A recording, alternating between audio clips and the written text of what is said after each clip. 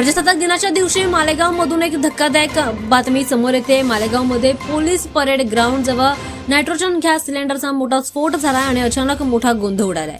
Police parade ground पासून सुमारे 259 metre अंतरावर ही घटना घडली आहे, जिथे एक माणूस नायट्रोजन गॅसने भरलेले फुगे विकत होता।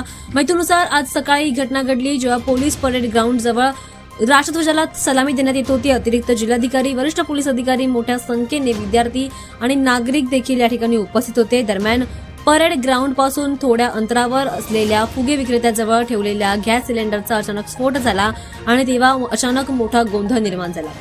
स्फोट इतका जोरदार होता की जवळच्या लोकांना तो वेढून गेलाय। अपघातात एकूण 5 जण गंभीर झाल्याची माहिती समोर येते। जखमींमध्ये 2 लहान मुलं, 2 महिला आणि एका पुरुषाचा समावेश आहे। अपघात जेव्हा झाला तेव्हा लोक प्रजासत्ताक दिनासाठी फुगे खरेदी करण्यासाठी थांबले होते आणि तेव्हाच ही मोठी दुर्घटना घडली आहे। विनोद थोरात, मोहित जाधव, अतुल शेवाळे, प्रमिला यादव आणि उज्ज्वला महाजन अशी जखमींची ओळख पटलेली आहे। सर्वांना तातडीने रुग्णालयात दाखल करून आता त्यांच्यावर उपचार देखील सुरू आहेत। मात्र अचानक घडलेल्या घटनेमुळे परिसरात भीतीचं वातावरण पसरलं।